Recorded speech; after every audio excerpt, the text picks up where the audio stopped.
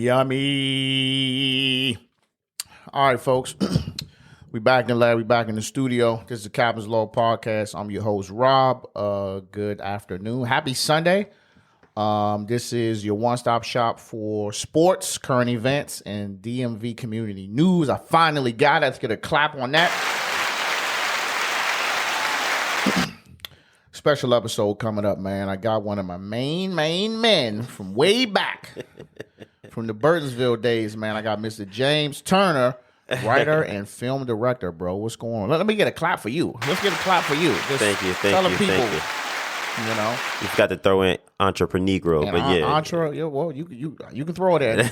None of it just. And you also got your little man over here, man. Yeah, a little guest with me. What's your name? Asher Jemai. So your name is Asher? Asher Jemai. Asher is Hebrew. He got two first names. It's Asher Jemai. Jam capital MYI. That's my name, James, and his mama's name, Maisha. Together. So, okay.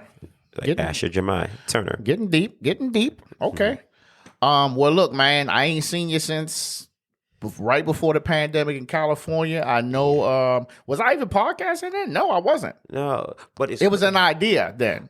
But it's crazy how it's synonymous that my son's here and you're here right now, because I remember when y'all came out to visit. Shout out to Paint Branch 03 class, yes, sir. But when y'all came out to visit, and I remember that morning, like I was at a low moment in my life. Pandemic was just about to kick off, and I remember getting a call from his mama, who wasn't his mama at the time, and we broke up, and we ain't talked like a month. She was like, "I need you to come through," and that's when we found out that she was pregnant. So it was just funny because the moment I got that call, you were there in LA, you know, when it happened. So it's just that's like some full circle shit right now. That cool, right? Yes, that's crazy though. That's crazy shit. I like it. Okay, well we're gonna get into all of that, man. First and foremost, man, I know you just had a death in the family. Just lost your dad. So my first question is just like, how are you feeling right now? How you doing?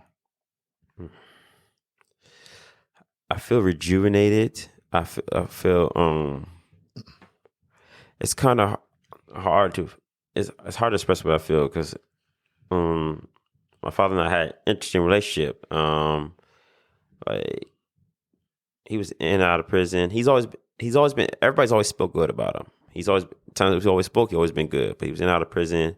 Got out when I was like 20, and you know, we built the relationship as much as we could. We didn't make too many memories, but we built enough, because my mindset was to go to LA. So, you know, we hung out a little. And then before, you know, I moved to LA, crazy story. I found out that he may not actually be my father. I learned that right before I moved to LA in 2011. So, you know, I found out it might be somebody else who I actually believe is my dad, who I ended up talking to in May 2020. That's the only time I talked to him. And because he got a son that looks just like me. I don't never say nobody look like. But with my father who passed, he's who I grew up with, who grew up knowing was my dad. And, you know, but one thing about him I appreciated, all the time I've been in LA, he always checked up on me. You know, so, and always like let him know that he loved me. Like he was like, "You're my son, no matter what." So it's like, but I had resentment because it was like I didn't know who. I'm like, when you went so much in my life, we didn't have a bad relationship because he was a cool dude. When we tried, we was always last, but it was just like you were in my life growing up, you know. So, I kind of just carry that, you know, resentment a little, and that's one thing I regret. So it's like, but it's like I haven't cried. I was like, I don't know if I should. That's the thing. I've teared, but like, it's just like I was like, I don't know if I'm wrong for that. I don't know. But your emotion is your emotion. You know, I got a chance to speak at the funeral. Like it was packed, and you know, let people speak, let me speak, and I didn't bring up what I just brought up just now, but you know, he was always cool though. He was, like I said, he was always cool. He always checked on me, and that's why I regret it, because when I was reflecting on the messages, I was like, he checked up on me periodically throughout the years, and getting to know his side of the family. Some I already knew growing up, but getting to meet more of them, and just learning, like, he always claimed me as his, and everybody was like, knew that was like, that's the son from LA. That's the son from LA. So that lives in LA. So I've gotten so. No, that's not. I didn't give you the exact answer, because I just feel more. I feel inspired more, but I feel like that's more because I forgot to see my family as well, on my mom's side, who I grew up on. So it was like I couldn't really tell you. I guess I told you, but I don't know, bro. Well, look, I just, the reason why I asked is because number one, it's fresh. Mm-hmm. You know what I'm saying? And number two, we kind of get to that age, pushing 40, and we're getting to that age where our parents is getting up in age, and this is when we really got to kind of start watching or prepping for the next life, things of that nature. So that's why I asked. The thing that bothered me, it was sudden. Like, I just found out, like, it was the 15th of May, that Monday. My mom hit me, was like, "Yo, your dad got 6 months to live." It was like some stomach cancer, and then like 3 days later, she was like, "He's gone." It was rapid, and I feel like he probably knew something was up, and he probably was just wanting to rest peacefully. That's what some of the people in the fam. Maybe I don't want to speak for nobody, but it seems like I think that's people are hurt because it just happened so fast, and nobody didn't get a chance to really digest it. So I don't know, man. I just know that you gotta cherish. You don't have to go too deep into it, bro. I mean, that's just me. Friend I appreciate it. Just asking. I'm really just checking on your well being. You know what I'm saying? Yeah, I feel inspired. I feel more blessed. Because it's just like the relationship I didn't have with neither father, I pour into my son, because I'm not used to having I never had a father say, "Oh, I love you." So I don't know how it necessarily feels, but I know that it would be nice to hear it, because when you see it in TV shows and you just see what dads do with their sons, it's like you wish you had that. So I tell my son like 30 times a day, I love him. I love him. He'll say it back. I'm like, I love you. He's like, I love you. I love you. I tell him because I wouldn't. And I was like, and it's like, this is my child. I'm allowed to shower him with love and tell him how much I love him. There's never enough love to give your kid, So it's like the love that I didn't get from a father upbringing, I put it to him. It's like I said, I let the streets guide me. So okay. So let's move on to my next question, man. You talk about middle school and high school a lot. Mm-hmm. You talk about that a lot. You said I talk about it? Oh yeah, you do. Probably more than anybody I know. So talk to me. Talk to me about how middle school and high school, and tell me how you ended up in LA. Like what happened in that period of time, and then you just said we graduated in 2003, and then in 2011 you was like, I'm gone. Talk to me about that. You just said some real shit just now. I love when people say real shit, because Edwin, my cousin, shout out to Edwin. He used to say the same shit. He said I don't do it now, but at one point, yeah, I did. Manicure and Paint Branch was like some of the most traumatic times in my life, and I didn't understand it at the time. I just knew, because it wasn't even just high school. It was home, my family. I dealt with abusive people who know my story, know like how my family was, and so it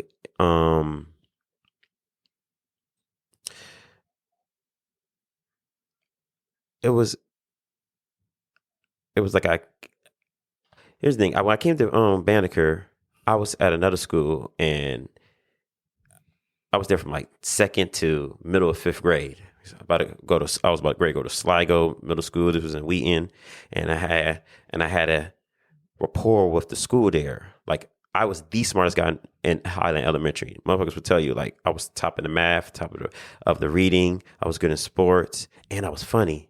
So I was in spelling bee. I had it, and it was just like I had that everybody enjoyed me. And then that's why I wrote my first story. I wrote my first story at Highland Elementary School when I was in third grade. Shout out to Miss Fitzgerald, and she gave me a class assignment to write a story. And I wrote a story in third grade, and that was where it stuck with me, where I was like, I want to write. And I started just visioning movies and stuff. And I guess that writing was a escape from the trauma I had at home, trying to fit in school and things like that. But then I eventually fitted in there. But then that winter break of fifth grade, my mom moved from Wheaton to Castle Boulevard, Ventura. And I ended up going to Greencastle. Shout out to Greencastle. And I was only there for the last 6 months. And that was like the worst, at the times, the worst thing that could have ever happened to me. Because, I wasn't a fashionable person, like really ever. But back then, even as a kid, but I was such a cool person that even at Wheaton, they didn't care how I dressed because I was just that dude in terms of, but moving to a whole neighborhood with my unique personality, it didn't connect with people. So that last 6 months at Greencastle, it didn't bode well for me going into Banneker and then missing the orientation for Banneker because I didn't even meet nobody. And then I didn't have the gear. So it was like, and then home, it was just like, everything was piling on me. So it was like, but I always stayed with a smile on my face. I was like, I didn't realize how much it affected me. I just knew that the only thing people couldn't touch me in was football. So I was like, I knew that, but that's all I had, so, I was walking around. If you remember, I used to carry a pen and a pad. I used to come around a journal and stuff like that, and people used to make jokes about it. I didn't care. I was writing and shit like that. But the whole time, I was always having visions of turning. I was like, I need to turn these into films. And I always was just thinking about movies and create my stories that I'm going to create and stuff like that. And it was like my escape from the trauma I was dealing with, trying to fit in with everybody. And if you ain't cool, if you ain't got gear, if you ain't got none of those things, it's hard to fit in. So, I feel like it's crazy because I feel like all thing that was meant that went through middle school and high school, it was for a purpose. Because, I remember it was 11th grade. I'll tell you the moment. Because I remember sophomore year, I started to get a little fresh. I started getting ladies and stuff. People was like, okay, JT he getting his thing. I switched my name from James to JT in sophomore year. So, Getting dangerous, huh? Yeah, the people was like, okay, I was always funny to people and stuff like that. I was athletic, but I was starting to match the appearance of people wanted me to be. It was like, yeah, JT, yeah, cool. And I was with it. But there was a moment, and you know about this moment. It was a moment with a certain person that I still rock with to this day. And I saw, it's one thing, you could roast me all day. You could talk shit about me, but I saw how fake people were to this man, who's still one of my best friends to this day. And I saw it in plain sight, and it just, something happened to me in that moment. I was like, I was like, I gotta get the fuck out of here. I stopped caring about parents. I stopped caring. That's why, if you remember, in junior year, I was barely coming to school, like to the last period and stuff like that. Sophomore, senior, I didn't give a fuck. I was like, I want to get the fuck out of here because I saw how the fakeness. Like I said, I could take it. Well, I couldn't take it at the time, but I had no choice but to take it. Getting clowned on and shit like that. But it's like it messed with my confidence and it messed with me when it came to women because women ain't respecting the dudes getting joned on. So you saying that seeing your friend, people acting shady towards him, affected you? Mm-hmm. Because I was like, it was like with that. It was that moment. I was like, I'm gonna go to LA, and I remember talking about it junior year. It was like, yeah, I'm gonna go to LA, and people was like, you're crazy, you're nuts, and stuff like that. In hindsight, I can see why motherfuckers was thinking it was nuts. Come on, Burtonsville, Maryland, talking about going to LA, screaming out. I used to be in the hallway like, I'm gonna take over Hollywood. In hindsight, I can see how motherfuckers being like, that nigga's crazy. Like, what? But it was something in here, bro, in this soul that just said it was going to happen. I didn't know how. And shout out to Miss Archery. I don't know if you remember Miss Archery. I remember the name. She came, me, Miss Archery, and things like that had me believe that God puts people in your life for a reason. It's vessels. I've been a vessel to many over the years. Miss Archie was a vessel. She came junior year, and she only did that 1 year in school, but she changed my whole life. She was the one, because the situation with him on at the same time period that she was the one that was throwing the seeds in me. Like, she was like, Mr. Chris Tucker, you're going to be famous. You're going to be this famous comedian. You're going to create movies and just do this stuff. She gave me that belief. She was the one person that spoke and gave me that belief, and I held on to that. And then she left junior year. But I was always like, where'd she go? Where'd she go? And social media, you didn't have social media back then to find them. So I didn't know it, but it was stuck with me. And I was just like, I'm going to go to LA. I don't care about Paint Branch. I was like, let's get the senior year over with. I didn't even play football, and I love football. But I just wanted to get the fuck out of Paint Branch. And people used to ask me, like, I feel sorry for you. Like, I hope you do something with yourself. Like, motherfuckers used to say that shit. And it was shaky because after high school, I didn't go to college the first year. Then I ended up going to college in Allegheny, you know. Then I ended up doing MC. Granted, I graduated MC in theater because I told myself, if I'm going to do this, I told you what inspired me to move me to LA. But I knew if I was going to get to LA, I had to put in the work. I can't just go out there just because I'm mad at the world and I want to prove some shit. Like, yeah, I'm going to go to LA and I'm going to prove y'all wrong. No, if I want to do that, I got to prepare myself. So I was like, all right, I can write. I can write well. All right, so you want to turn to plays, films, learn how to do this shit. So after leaving Allegheny and went to MC, I studied theater. And when I studied the theater, excuse me for the line, I know it's long, you know, but Go ahead, bro. Yeah, you chop and screw it. Chop and screw. Nah. But no, I did theater there. And it took 4 years at MC. And, you know, the not fitting in, it carried over into college.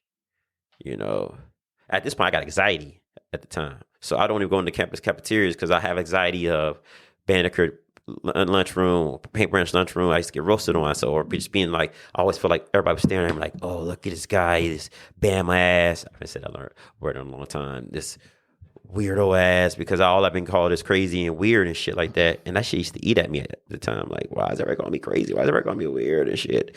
You know, I knew I was different, but damn, I was like, why I gotta be all that? But I was like, it's something to me that is different, but I couldn't understand it. I just knew I was just following what's in here, and the soul that just kept saying, do this, take the theater, boom, boom, boom. I got into play, boom, boom, boom. Then I graduated at MC in theater. And then I'm like, all right, cool. Now if I want to move to LA, I got to come with something. So that's why I did my first play in DC, July 2010. I did my play Love Game. Follow me, JT Love Game, actually, on Instagram, JT Love Game. But my first play, Love Game, I did in 2010. We had 5 shows, had 2 of them sold out. And that was that moment I was like, all right, I'm ready for LA. You know, I did stand up out here too. I don't know if you knew that. Remember, I did stand up for like 5 years. I had a spot in Adams Morgan. How was that? It was fun. A lot of comedians hate it. I understand why, because they was putting work in night in out, and then I wasn't hitting the circuit like everybody else. But I ended up getting a spot in Adams Morgan. I don't know if you remember, I had the spot on. My grandma linked me up, who just dropped me off here too, and somehow knew somebody who had a spot at Adams Morgan, Heaven and Hell. I'm like, you want to do a comedy? And I was doing shows at MC anyway, doing a little something like, I love putting shows together. So, but that craft built me into LA, because I've been doing the same shit I did out here, I do in LA. And, you know, so all that creativeness prepared me for it. Then finally doing the play, I said, I could do this shit. So I took my play, went to LA, and did the play in LA. And, that's pretty much. And that's how you ended up out there. Yeah. Okay. Sorry. Y'all always know I've been long-winded. Y'all forgive me. It's okay. So it's some words that you used, and I definitely need you to go in context. You used the word surviving. You see, it's right there in bold. Yeah. You said surviving 12 years in LA while trying to become a writer, director. Mm-hmm. Talk to me about your challenges and your setbacks. Now you out there. You ain't here no more, and you out there on your own. Talk to me about how that is. First, you gotta find out LA is a big ass city, and I don't care how talented it is, wherever you from. That shit don't matter when you come to LA. It matters in terms of you utilizing it, but it's about it's a survival. Always people say, "How's LA?" I say it's a beautiful struggle because it's a fucking struggle, but it's beautiful, especially when you have those beautiful moments when you're doing what you love to do. Like when I have a play that I created and sell out, it's a beautiful feeling. People laughing. I'm doing the lights and sound, actors off script, performer, and people just like, "Oh my God, this is what I needed." Like it's one of the best feelings. In ways, it's better than sex. So just that 0 feeling of people just enjoying something, and I appreciate the theater gift. But the industry, I've learned a lot about the industry that was very traumatizing to me. And, I had to ask myself over the years, is this what I want to do? Even though I've continued, ask myself what I was going to do, understand how this industry is, and if that's the route you want to go. And if you do, how you going to move around it. So it was like, and then, mind you, stability has been my biggest problem. I'm a grown man about my shit. Stability has been my biggest issue. And the stability comes from the goal of wanting to create this, not be stuck in a cubicle or a box at a job to where I can't put the work into the craft. So, but then the industry is what sucked the life out of me. And it made me question for years if I wanted to stay out there. And a lot of people are fake out there. LA's taxing to your soul. And a lot of people sell their souls. So it's like if you're a genuine person, you gotta have tough skin. And you gotta just align yourself with the right people. But you don't know who's the right people. You just gotta just trust that people have your best interests. So I've been homeless mad times. Like, I've done plays and been homeless. When y'all came out there, I was going through some shit. But homeless is different there than being here. So the one thing I noticed, when we came to California, that was the first thing I noticed. I was like, damn, there's a lot of homeless people out here. But then once we was just kind of riding around, joyriding, I started seeing a lot of like abandoned cars. I started seeing a lot of mobile homes, RVs that look like they haven't been moved in years on like busy streets. And that's when it was conveyed to me that it's people living in these joints. They said that you could have a full-time job in California and LA and be homeless. So it ain't. Well, you can have 2 jobs and still be going. And now you got money saved up. But then how you utilizing the money? Are you spending it and saving it for something, or are you spending it on bullshit, going to the clubs and things like that? So it's like, but it's expensive. LA's one of the most expensive, if not the most expensive city to live in.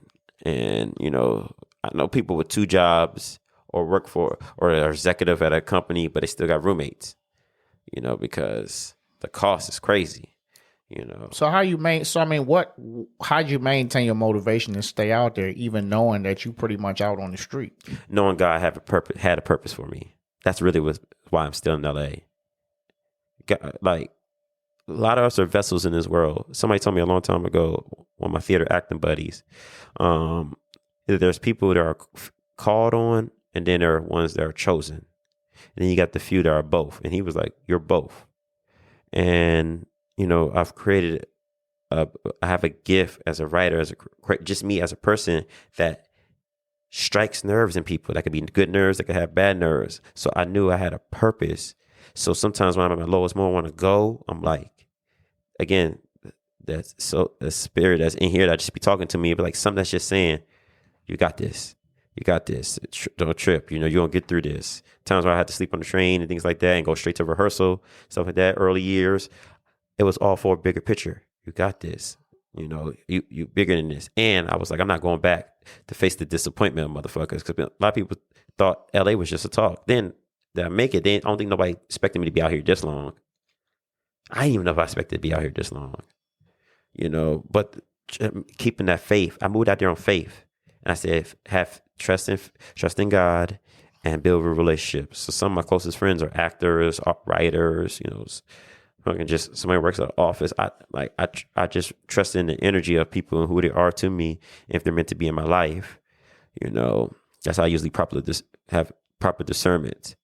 So, but I keep my inner peace. I keep my inner happiness. That's the two things I came into LA saying, have my faith, keep my inner peace and happiness, because I was like, it was going to get trying. It was trying like the first 2 months out there. Like I got tested right away, like, can you handle this? And it's like, it builds you, which comes back to paint, branch, and manicure and all that. All that shit I went through, even in college, I was doing shit in college, all that shit prepared me for LA. Because people may try me, but I wasn't scared of nobody back then. When it came to the sports, when it came to anything, when it came to getting girls, I had motherfuckers hating on me. I've always had people hating on me.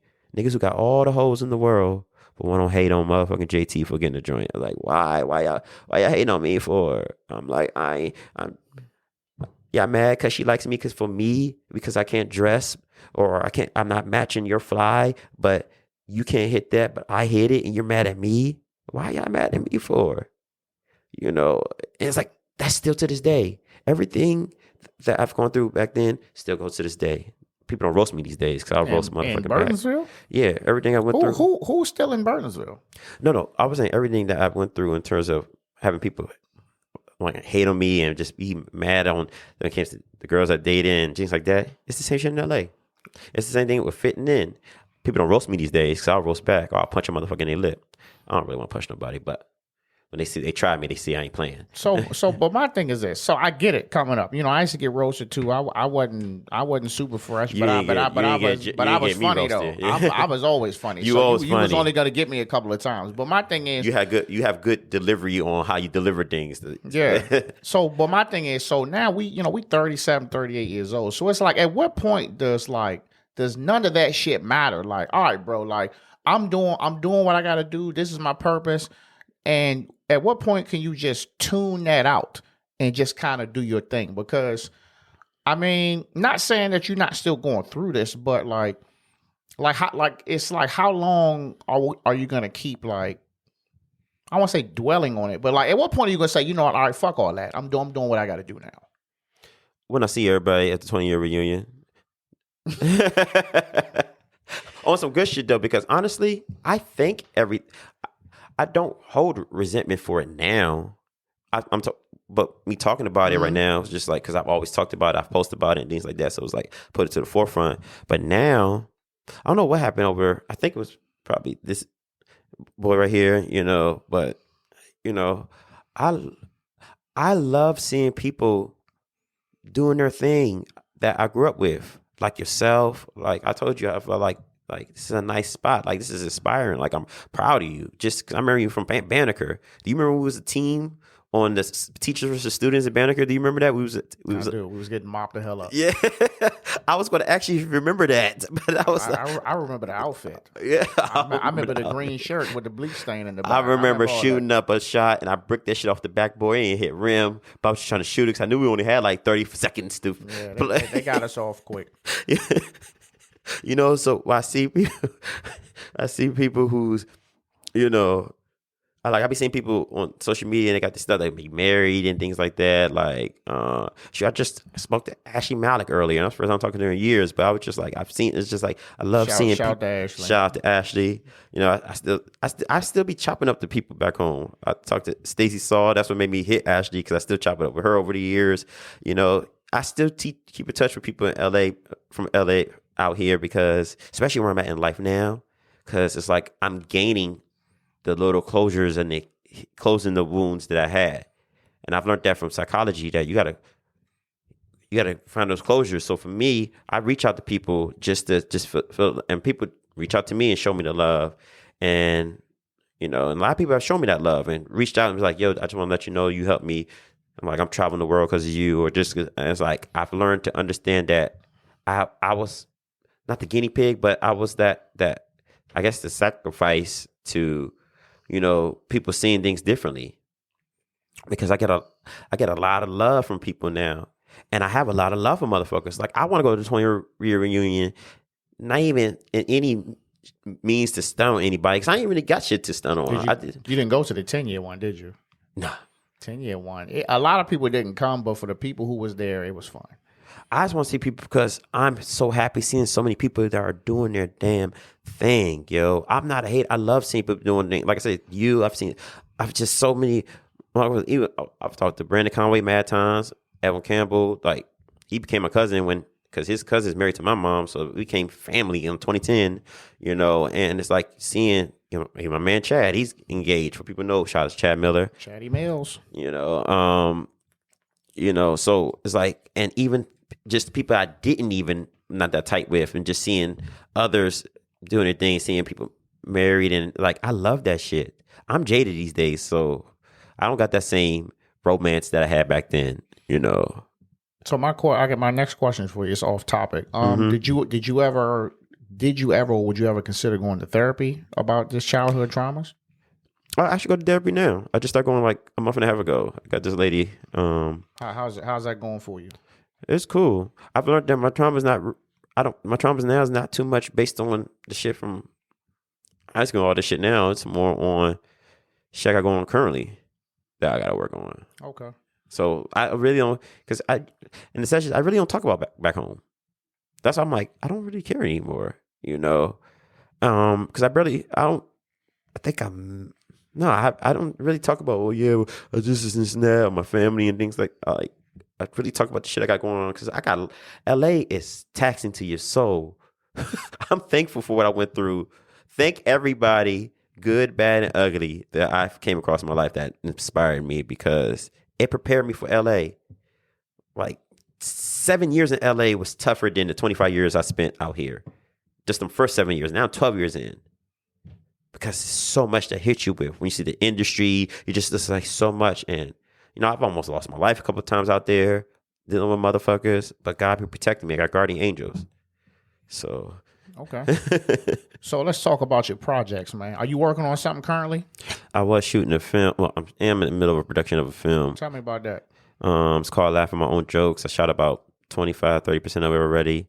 I tore my Achilles in February, so I couldn't work to continue funding it. And the investors that I had didn't fall through, but I still been shopping it because I have enough for a trailer right now. Okay. What's it about? It's about two comedians caught up in a love triangle. A woman they love, and she loves them back. It's like betrayal, backstabbing, things like that. But the film has actual stand-up in the film. So it's going to be stand-up in the film, but whatever, actual storyline. Okay. So tell me about your best work that you done put out. What's the best project you done put out? Probably Black Dads, my last play I did in December 2021 that had this little man in it. He was 14 months at the time that was in the play too, because it was shedding light on Black fatherhood through childhood friends, but it was showing that even good dads have their own struggles when it comes to life within and stuff like that. So it was showing dads from different backgrounds, married, single, baby mama drama, but they all, no matter what they got going on, one's a player, they be a womanizer, but they all still good fathers. They just got their own struggles with themselves. So it's like, that's pretty much, because it's like, I feel like I had a great impact on the dads that were there, or people who probably didn't have their dads. And it's like, I hope to turn that into a series one day. I feel like that was my best play in terms of just quality production, financial success, just like each play gets better and better. First, I used to struggle with getting the logistics organization, but as it got better, things start to just be smooth, and all I got to do, I could come in, AD, stage manager, they got people ready and stuff. I could just get things going. So I feel like that was my best project. Okay, well, where can people find that? I have it on YouTube, but it's on a special link, so I don't send it to too many people, because I don't want industry people to take my idea and stuff like that, because we never had a project on Black fatherhood. Why is that? We never had all these shows over the years, decades of TV, but it hasn't been a show on Black fatherhood. You've had good Black fathers, like Good Times. You had, Fresh Prince. You got The Family Matters. You've had great fathers, but there's not been one damn show on Black fatherhood. I think it was one. What? What about what's the Tyler Perry joint? I mean, it's Tyler Perry. Was it Daddy's Little Girls? Idris Elba. Wasn't that about fatherhood? No, that was about him going through baby mama drama and fighting for his girls and stuff like that. That wasn't about. But like I guess you bit, could right? say. I guess you could say that. Just one. All right, so maybe just that one. That's the only one I can think Yeah. of off the top of my head. So let's throw that one in there.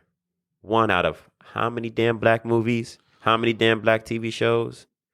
Nothing on just for black fatherhood. We got a lot of stuff on women. It's actually a couple more. It's a few out there. I mean, I don't know what you categorize it as, but there's a couple of them. Some of them looked as like maybe comedy, or maybe not the seriousness. I think it's a couple of them out there. I mean, you could even look at Fresh Prince. That's about the family. It's about Will Smith. But there's a lot of instances in there where Uncle Phil had to come in and do Uncle Phil shit, and which is looked at as fatherhood. Well, I guess you can say every black show has that has a family, wife and kids. If you're not talking about specifically, but I mean just parts. I'm just saying specifically on black fatherhood. You got motherhood stuff, first wives and things like that. You got that, but it's not just on just the stories based around the dads. You know, that's what I'm saying. Fresh Prince was built around. No, it wasn't. That's what I'm saying. It wasn't built around it, but there were a lot of instances. Yeah, of course. Every show, where they showed like, okay, this is the fatherhood moment. So maybe moments. I'll say that because we a lot of, especially as black men and women, we deal with mental health and being a father and want to be a provider and things like that. You know, a kid will bring out your unhealed traumas. It could bring out your habits, good or bad, you know, that you may not know. It'll also test your patience. I'm patient with this man. Like, no matter how goofy, I'm always patient with him. I've learned that I have mad patience in him. So it's like, you know, but it's like there's nothing that's tackling on, like, they don't want to know black mental health stuff. They don't want stuff they don't want us to wake up. They don't want us to wake up. They want us to just. So if that's the case, then why not have your artwork available so everybody can see it and view it? How's anybody gonna know if you gatekeeping it? Because the long ball with it, I don't say pause none of that shit. So because it's good enough to where if it get picked up, I can make money with it and it can spread out to a bigger audience instead of just a few. Because we could reach out. Some people find, like you said, you find with the pod just hitting the people it want to hit. You know. No, I wanted to hit everybody. Yeah, but you know that's one of your goals. But it's like you doing it for the love. You do this for the love. Yeah, absolutely. That's the foundation. It's passion.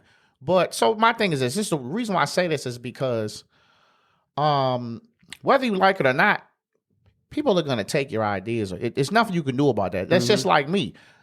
You know, I cover sports. You know what I do? The majority of the time when I cover sports, I'm scrolling on Instagram or TikTok and someone else is talking about something. Maybe they're talking about some breaking news that they caught before me. But guess what, though? People want to hear your perspective. That's what I was told. They was like, bro, it don't matter if 100 people said the same thing. But what's your perspective? What's going to be your delivery?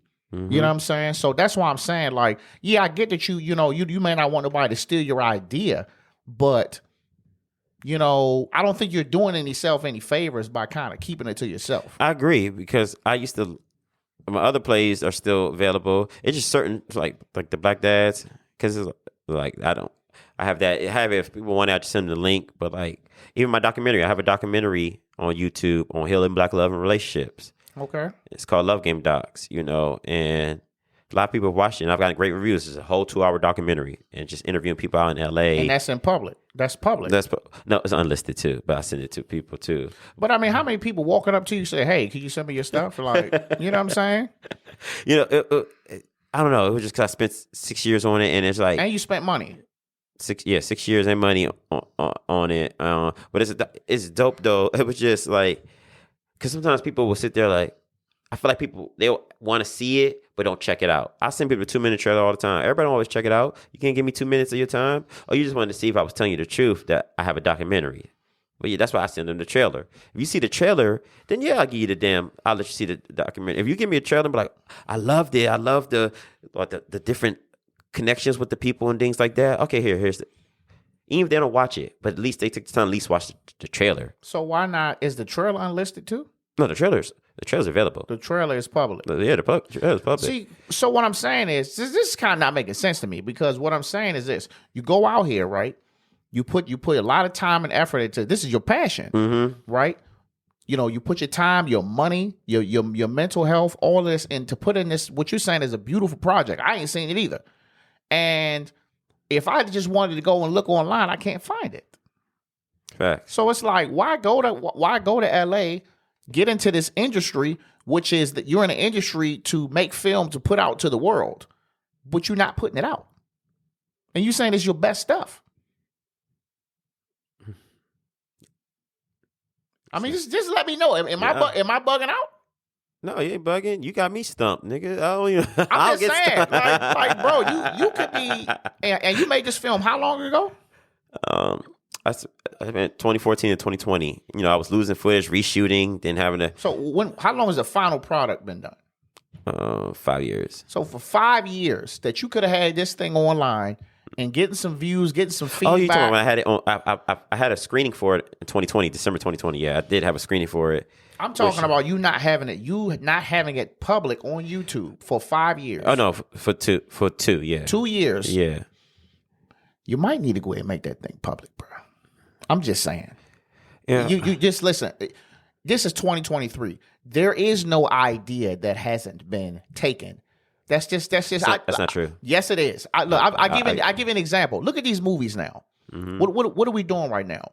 They just going back and redoing all the old shit. They're just going back and redoing it. That's just what it is. Somebody might come to you. This is just hypothetically. That was the big movies, but the stuff you could get on these streaming platforms, you get some unique concepts. Yeah, you will. But you mess around and a company comes to you and say, hey, we want to shoot your film. We want to redo it and make it bigger. We want to bring you in on it. We want you to direct it. Or we just want to take the idea and give you a percentage of it.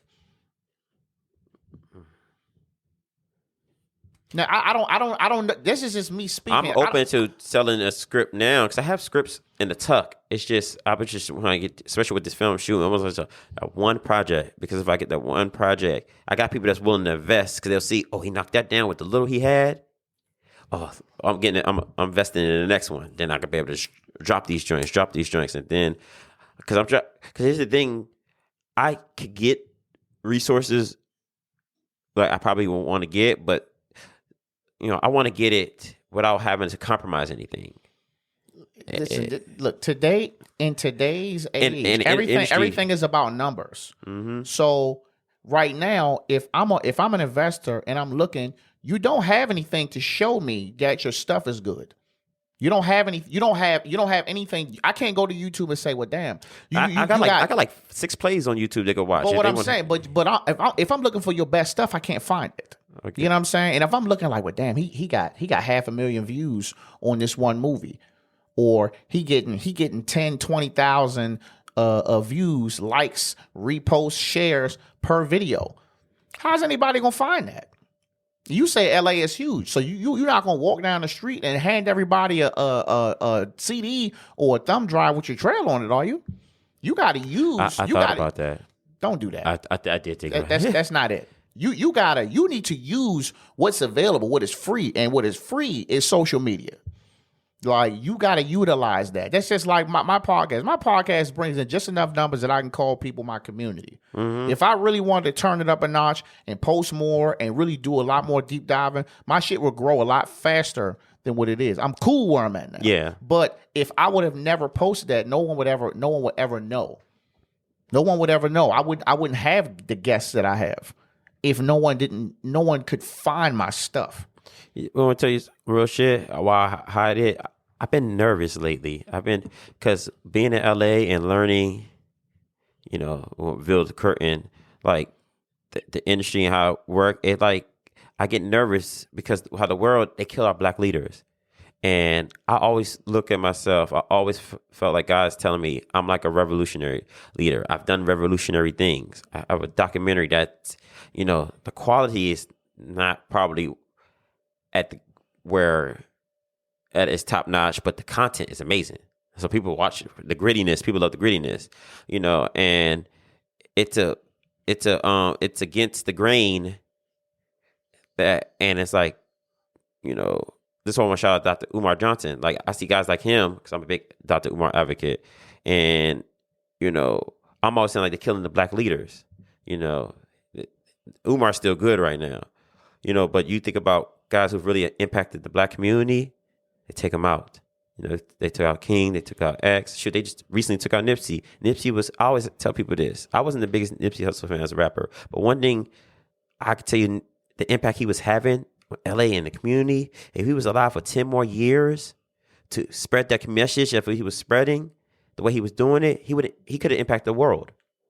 And they always take out the black leaders who impact the world. See, Dr. Umar's not impacting the world. He's impacting the communities, but he's not impacting the world. Nipsey also had the ability to impact the world. And it was like, no, he's doing, that's why I feel like they took him out.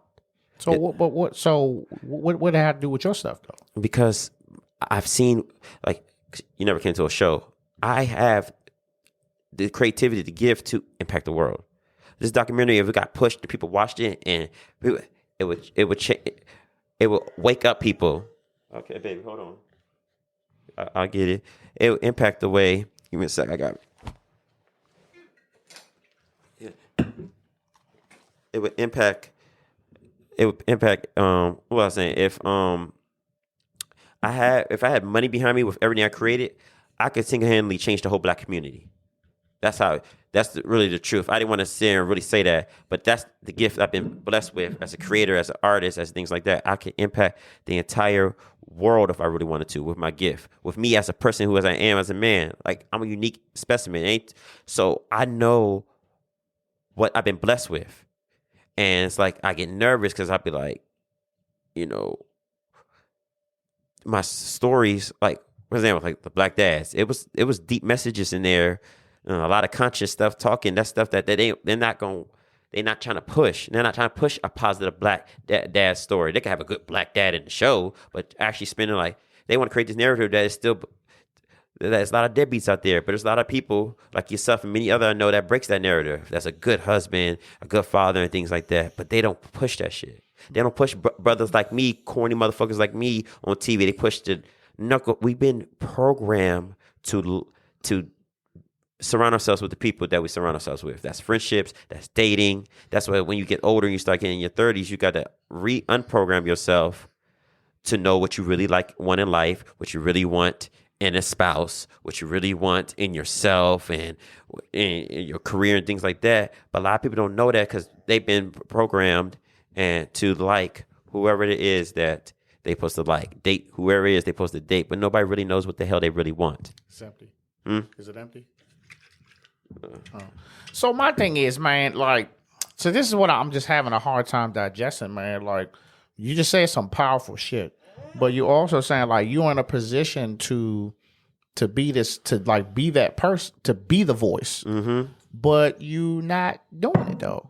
So it's like, what's the point of putting all this time and effort into something to not push it, or just to give it individually to people that you want to give it to?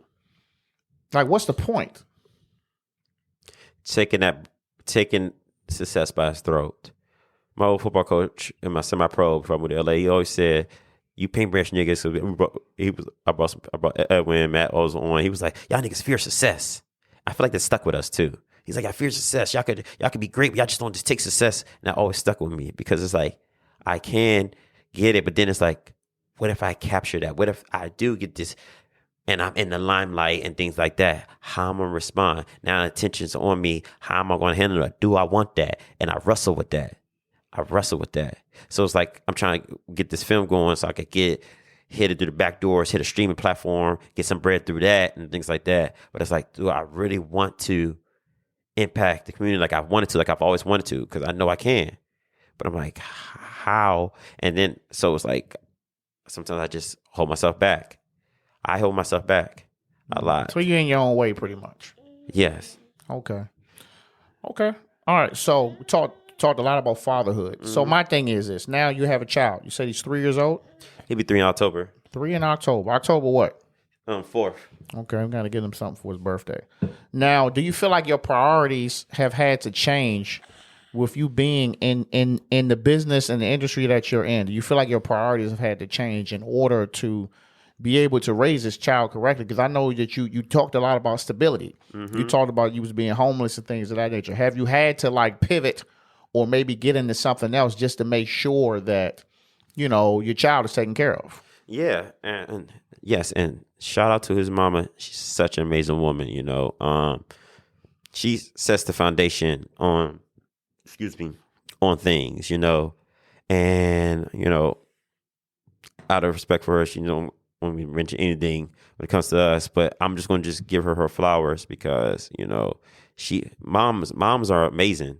That's how I don't say how we could respect. I know we ain't perfect as men, but we should always respect the mother of our children and just Black moms in general, Black women in general, you know. So I have to let her know that she's amazing and she keeps things in order. I just provide the wisdom, I provide the resources and things like that to make sure everything is good, you know. But it's like when I see you and others, I was like, y'all on some, y'all got things going. Like you got a big ass house, and it's like I be wanting to get there, but it's like I want to get there with the gifts that I know I could get and utilize them to where I could get there. And it's like trying to grasp that. It's been the hardest part, which has got in the way. So yes, I've had to step back sometimes to make sure I provide, because I got to make sure he's good, you know. And you know, it don't always work like that, bro. I'm tell you some real stuff. Like I only know of one person that had a dream profession or something that they wanted to do since they was in school, and they are actually doing it, and they live in it, and they living real comfortable. I only know of one person. Everyone else that I know had to kind of either you went to school for something and you ended up doing something else. You just kind of had to get in where you fit in. Like me, I didn't want to do that. I'm a building manager for a government building. I was in no way, form, or fashion that I in school say, yeah, I want to manage government buildings. But it's a job. It's something that I somewhat enjoy, and it provides me what I need. I would love to say, well, you know what? I don't want to do that no more. I want to be filming, doing videography, and I want to be doing media broadcasting for the rest of my life. That's what I want to do. Yeah, it's a good idea, but if it's detrimental to, you know what I'm saying, the operations of my household, I can't do it. You know what I'm saying? Yeah, maybe when I get older and I got some play money and I'm already well off where I am in my career, yeah, I can have a late push, but I can't do that to the point where, like, you know, I got to figure out, you know, where I'm going to stay or how am I going to pay this, or if they're going to come take my car or something like that, you know, just for an example. No, totally. And that's the thing that crossroads with me when it comes to me being out in LA and being at town. Because sometimes I should be like, you know what, maybe I shouldn't just create anymore. Maybe I should just, you know, but it's like, I'm always coming with things that I'm like, why would I create this just to not use them? Why would I create these? I want to be able to use these films, but it's like, maybe I can. Maybe I may not be right now. It could be a few years from now. It's never too late. So it's like, you know, I've had to learn, like one thing, what you asked about, I had to learn more stability, you know, over the last 2 years or so. I've gained more stability in the last 2 years than I've had ever. And not just financially, but more mental and emotionally, you know. So, because it's like, I'm not as driven to create, even though I know I want to still create. I know I want to do this film, but it's like, I have to focus on what's going on in my personal life more than anything. So it's like, even though I shot about 30%, I could probably get back out there and doing it right now, but that's not the best decision. As to before, I would have just went out there and I'm going to make it happen.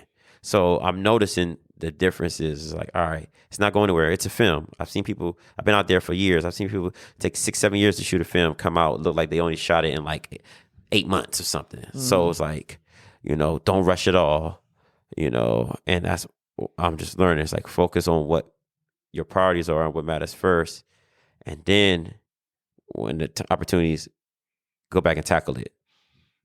You ever thought about short form content? Short form content? Yeah. You You ever like, thought about making short form content? like short films? Like content creators. You ever thought about doing that? Oh yeah, I just don't know how to go about What you doing mean? it. If you can write a whole film, you can make a 5-minute skit, can't you? Or 2-minute skit, can't you? Yeah, hell yeah. That's another way to I that's another way to hone in on your passion and make a little bit of money. And this is where you said getting in your own way, because I always feel like I'll be dick riding motherfuckers doing that. No, your own stuff. I ain't saying go follow. No, what not nobody follow, doing. but just like, oh, you want to do this shit and then create little clips and stuff too. But it's like, it's been working. People have been getting. Everybody, there's thousands of probably millions of content creators. So it's like, why not? I'm such a scatterbrains. Like, I've been wanting to like have a team, but I do. When I think about it, I do have a team around me. I just haven't been utilizing. Bro, you don't need nobody to make sure to make a 1-minute video. Whatever message you want, all you need is your phone and maybe a tripod. You don't need nothing. You don't need people to do that. You just write it down like you've been writing it down. You find a spot and you record it and you put it out. Everything I heard what you're saying. Everything I'm speaking right now, I feel is past tense, because losing my father, I've gained some unique perspectives, and I feel, you feel a difference. You don't know what it is, but it hits you, and it starts to form like a certain level of growth that will hit you, and you're like, Well, not in that aspect, but I do feel, when I'm moving up as far as growth, from personal growth. like being here, being around, like before, this is the difference. The first 9 years or so, when I used to come visit, I used to be ready to leave. I'd be a day here. I mean, I want to go back to LA, because I just didn't want to be here. Even though I embraced it, I'm like, whatever. Now, this is like the first time I've come home where I want to be here, want to see everybody, want to give people their flowers, give people love and stuff like that. And it feels good. It feels good to just and give people props. I was like, seeing you, I was like, I'm gonna make sure I'll let you know that, you're doing your damn thing, because it's amazing. Like seeing people around me all getting married and things like that. It's empowering to me. And it's like, maybe I could get back to that where I could, that innocence in me again. Cause I'm a jaded ass motherfucker. That's just what it is. I work on myself. And like I said, I got my therapy, my praying, and just get creative. But, I'm a jaded dude, especially when it comes to relationships. So I'm just like, right now I don't be caring, because when I look at him and I spend my time with him, I was like, I'm fine with this. As long as he's good, it's like really nothing else really matters. The creativeness, that's going to be there. I'm a creator. I've been creating my whole life. I could finish this film. I could create other things, but I have to make sure I continue to build. I'm seeing people getting home. I need to get a house. I need to start thinking more. I've always thought creatively. I've always thought like creating this, creating that, but I never put that energy into that stability. Because if I put that same energy into that, into this, I can have a house right now. I can have that. I think you're overthinking, bro. Yeah. I think it's a lot of excessive overthinking, and that's what's causing you to just kind of, I'm gonna do, nope, I'm not gonna do it. Oh, this is a good idea, nope, I'm not gonna do it. That's what I'm saying. Like, for you to tell me that you've been doing films, you got a degree in it, and you're not even considering to make short form content, bro. You can literally you can do tutorials. Mm-hmm. Hey, look, this is a proper way to write a script, or this is how you do a set. This is how you interview actors or actresses. That's all free game that you can run. You can run that up on the internet, give views, and next thing you know, you're getting a monthly check, bro. Like, I'll make sure I give you 3% when I put this on. I don't need no money. Look, I don't need no money, bro. I just need some. I need a little bit more execution, bro, because this is easy stuff. These phones nowadays, these apps that do all this stuff for you, bro, it's easy. We're about to be done, baby. So my last question for you, man, and then we're gonna get out of here. Any advice for any up and coming aspiring writers / film directors? See your story through. Start one, finish it. You know, when I was younger, I used to do like work on 3-4 different scripts, 3-4 different scripts, and I wouldn't finish not one of them. So now when I work on a project now, when I write it, even if I see an idea for someone else, I don't go to it until I finish this one. Anything I do, I finish what I start. Finish what you start. Even if you 89% done, finish it before you go to the next thing, because then you're gonna leave that 11% dragging and you working on something else. It's like finish it. Finish what you start.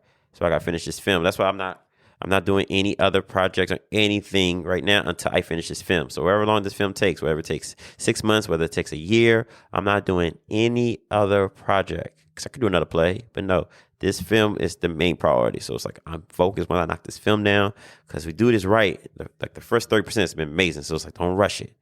If we shoot this right, this shit will be on a streaming platform, and it will do numbers. I know that it's gonna be, so I'm slowly getting to that point where I'm going to have that impact, make that bread and things like that. I just got to grow with myself. So that's another thing as a writer, grow with yourself. And sometimes writing helps you grow because you're creating things, but you're growing with yourself, because writing, the hardest part about writing is one of the hardest things to do. The hardest part of writing is standing still. You can have all the ideas in your head, but sitting there like, all right, cool. We got my laptop out, get like that. And I got you, baby. I got you. We're going to eat. Creating that and putting it all together, it's like, that's the hardest part. So like I said, see it through. That is the main thing. You see it through. That feeling of accomplishment when you finish a story, it's one of the best feelings in the world. It's like, damn, I just wrote 120 pages right there. This thing, look, that's a great feeling. Then to execute it too, that's even better. So yeah, see it through. Okay. And trust God, G-O-D. G-O-D, you can never go wrong. Keep that faith. Okay. Well, look, man. I appreciate you coming, man. I ain't talked to you since the pandemic. As soon as I left, we got sick, man. But let the people know where they can find you, where they can find your work. That's public.